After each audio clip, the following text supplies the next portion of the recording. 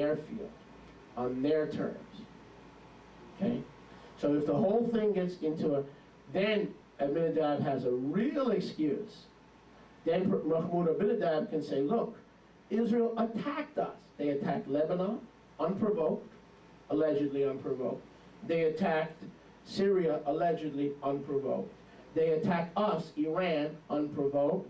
So when we get this nuclear weapon, we have full justification against an occupying power who has invaded 3 sovereign or more Arab nations and is occupying the land of the Palestinian people.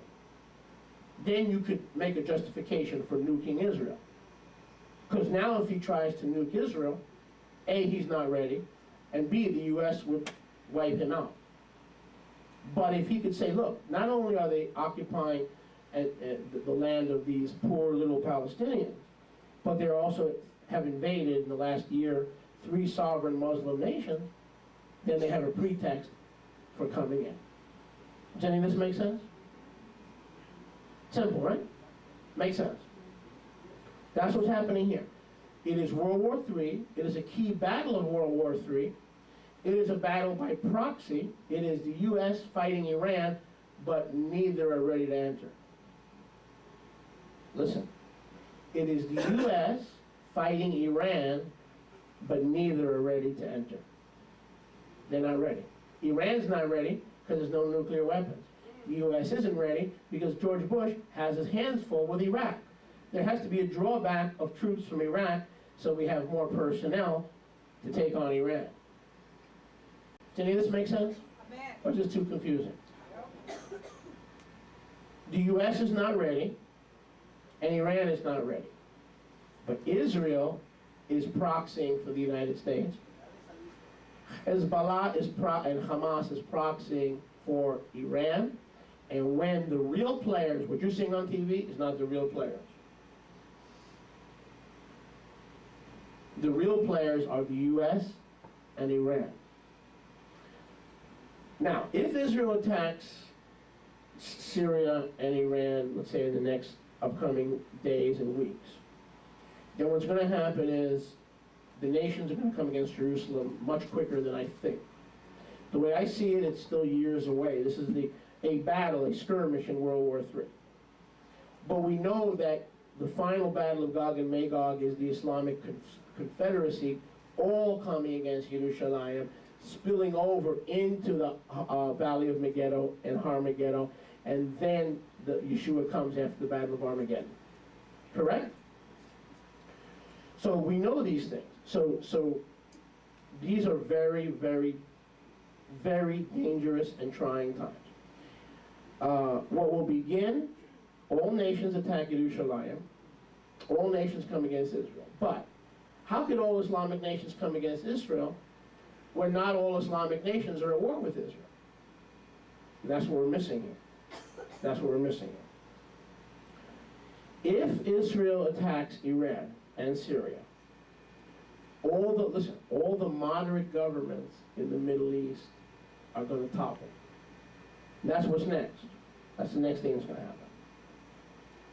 Jordan is hanging by the graces of the United States. They're hanging on by the graces of the United States. Egypt is basically considered what? A moderate Islamic country, right? Egypt. If Israel attacks Syria or Iran, then the Islamic militants in these countries, in Jordan, in Egypt, in Turkey, the so-called moderate governments. Why are they moderate? Because they're not totalitarian. They're not totally totalitarian. They're kind of totalitarian in the sense of Egypt, where Hosni Mubarak runs in an election, but nobody's running against him. Kind of like the old New York City mayoral races, when the Democrat would run unopposed because nobody could beat the Democrat. That was until the days of Rudy Giuliani. Then all of a sudden the Republican got in, right? So now, and then Michael Bloomberg got in. So now a Republican can actually win in New York. So these fragile, moderate Islamic countries, again, allegedly moderate. You can make a case there's no such thing as a moderate Islamic nation, but let's give them the benefit of the doubt. Then the battle for Jerusalem could happen by December. I don't know. See, that's why I'm saying this is a battle in World War III, but I don't know how deep into World War III we are. You understand what I'm saying? So in other words, if Israel gets sucked into their timetable, which I pray that doesn't happen, I want Israel to do it on their terms. You follow me? But they have to. If they don't take out Iran's nukes, it's the end of the state of Israel. This is not Saddam Hussein. Saddam Hussein was more interested in preserving his party girls and cocaine parties with Husi and Kusi and Shmusi and Rabusi. Right. Husi. Do bye-bye now. This is some serious stuff. This is Hitler and Haman all personified. Okay, this guy's not playing games. This is not King Hussein of Jordan, you know, or King Abdullah of Jordan. This guy is serious. Okay. So Israel must take out Iran, must topple that government.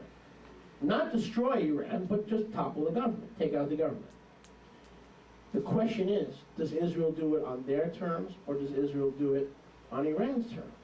I pray they don't get sucked in. I pray they do it on their terms.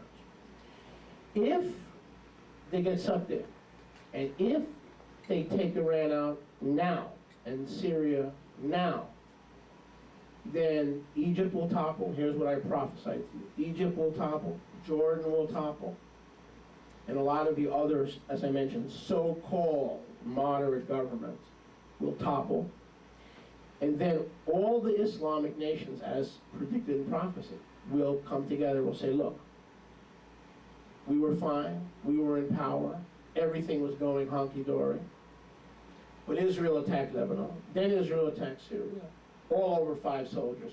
And they're saying that now. It's a disproportionate reaction. Isn't that what they're saying now? Big deal, 5 soldiers. Now, isn't that what the media, most of the media and the Islamic world is saying now? Big deal. It's a disproportionate response. If 5 soldiers are taken, so you should take 5 soldiers or whatever and call it even and go home. It's a disproportionate display of power. Isn't that what they're saying now? So, if they attack Syria and Iran in the course of the next weeks and months, which is possible, then all these moderate Islamic governments will topple. They'll be toppled from within by the Islamic radical elements. They will all say, okay, that's it. We're fed up. No more waiting. No more timetable. That's it. We're fed up. They march against Yerushalayim, and then the battle for Yerushalayim begins when all the surrounding heathen or all the surrounding nations will come against Yerushalayim. That's Zechariah 14. That's Zechariah chapter 12. And the battle for Yerushalayim is much quicker than I think it is.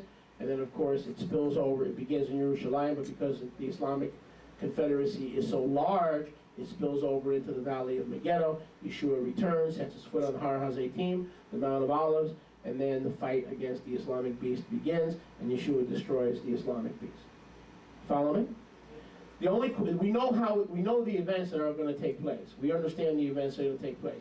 The only question is, what is the timing? Will Israel be sucked in so that all this stuff happens in the next year or two?